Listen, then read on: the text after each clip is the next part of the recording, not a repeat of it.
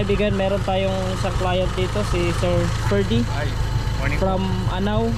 Yung owner niya, dinala lang dito para recheck lang yung timing kasi si Sir na mismo ang nagkalikalikot nagkakabit ng mga accessories niya. So i-correct lang. May mga nakita lang ako ng mga medyo may i-correction lang sa vacuum, lalo ito ported ito mga kaibigan. So nahigop dito, tagusan yung kanyang hangin dito sa vacuum advancer. So i-condemn namin yung isa, paganahin lang namin yung ported lang mamaya. Tapos ito i-correct din natin ito, yan, i-condemn natin ng mas maayos. Tapos kuhanin natin yung timing na accurate na degrees. Ito yung tool natin, check ko yung timing nya. Tapos yung sa vacuum, papakita ko sa inyo, i-correct ko yung mga vacuum lines nya. Ito mga kaibigan, ito yung tukoy ko. Napapansin ninyo, zero yan. Ayan merong vacuum Isa lang ibig sabihin yan, sira na yung diaphragm nito, tagusan na yung hikop. So pag tinanggal ko ito, yan, nawala na yung vacuum niya dyan. Wala na yung vacuum niya, hindi lang bumalik. Magiging hard start. Hindi naman, maapektuhan lang yung kapag umarangkada ka, kulang lang ng konti. Ayan bumaba yung vacuum. Pag ibalik natin, meron. Ayan. Ayan. So ibig sabihin yan, tagusan na. So iayos natin yan, condemn ko ng maayos ito. Tapos last na yung timing. So ito i-condemn natin to. Ayan. Then dahil ported lang paganahin natin mamaya, maghahanap tayo ng may vacuum during rev. So yan, walang vacuum yan. Tapos pag nag-rev tayo, yun, may vacuum siya. So dito natin ikakabit yung ported mamaya mga kaibigan, dito sa part na ito. Tapos itong dalawa, i-condemn natin to ng maayos. Malamang ito manifold vacuum yung isa. Yan, walang vacuum. Ayan, ported din yung isa, ported din. Itong isa, ito dead talaga ito isa. Okay, so condemn natin ng maayos. Ito i-condemn ko ito, isang ported na ito.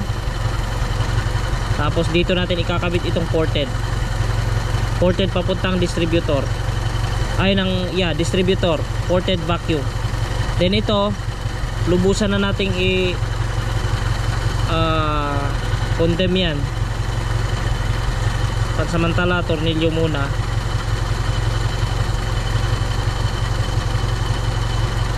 Yan.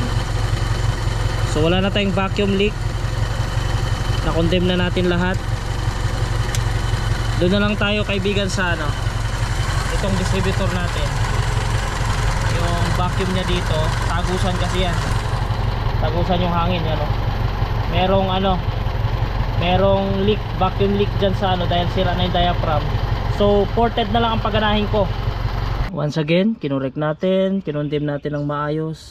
Ayan, bali 1, 2, 3, 4. Ayan, condemn na lahat yan. Tapos dito, dahil di tayo magpagana ng manifold vacuum dun sa ating distributor, kinondem ko na rin yan.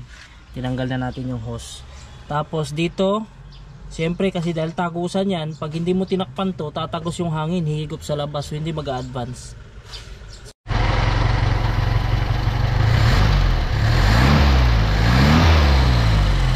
Kasi babalik na lang ito, bibilang muna ng vacuum advancer kasi wala talaga hindi gumagana talaga, singaw talaga kahit na nagtakip na ako doon sa taas.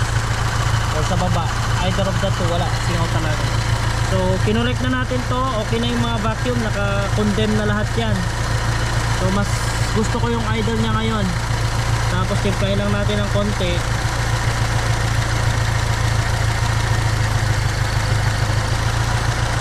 Ito walang bilang ito mga kaibigan. Lagi nagtatanong ilang bilang. Walang bilang yan, depende basta saan tumining. Ayan o, matining. Tapos babaan lang natin yung idle niya.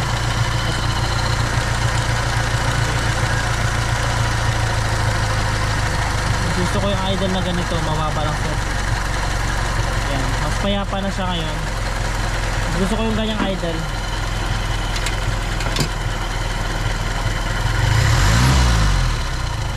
Tapos mga kaibigan, kung meron kayo nito, no, pwede naman itong nagagamit pag timplada eh. Tingnan nyo, ang ganda ng makina niya, nasa green line, oh. Almost 21 yung reading niya. Maganda, maganda. Opo. Nasa natin ang konti. Ilan yung idle doon, sir?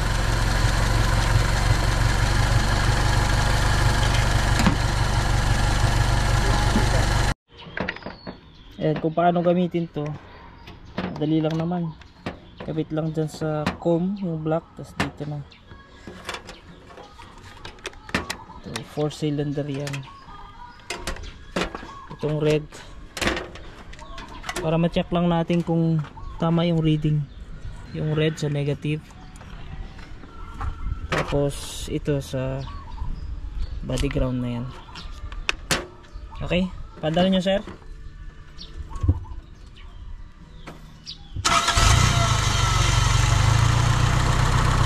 800, 900, pataas na. Ano nyo nga po sir, babaan nyo pa po. Sige, op ya, taas konti, op. Sige pa po, kunting taas lang, kunti lang. Okay, yan 750. Yan yung stock, magandang idle nya. Walang ano, hindi maganyan mga kaibigan yung makina. Tapos yan ay yan yung reading nya, nasa green line. 21 yung reading nya mga kaibigan.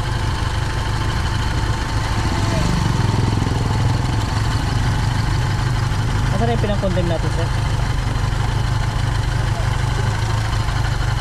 Ayan. Kapag ka may leak yan, talagang ma-vibrate. Pag wala, okay na siya.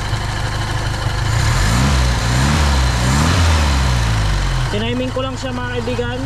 Sinunod ko lang yung dati niyang timing na mayroon pang anong pinaghanap pa niya yung manifold. Binalik ko lang doon sa dati niyang timing. So dahil binago natin, inusog lang din natin yung timing mga kaibigan. Tapos ito lang talaga, tinurek natin yung connections. Tapos diniagnose natin. Ang may problema talaga yung vacuum advancer, may problema. Kailangan talaga mapalitan para mas gumanda pa. Ano naman siya, nag-improve naman ng konti lang in-improve niyan, kasi kailangan talaga mapalitan yun. Tapos mas okay, mas gusto ko yung andar niya. Pumili ng konti niya. Oo, mas puminog po. Ilan taas? Kaya nga, napalag.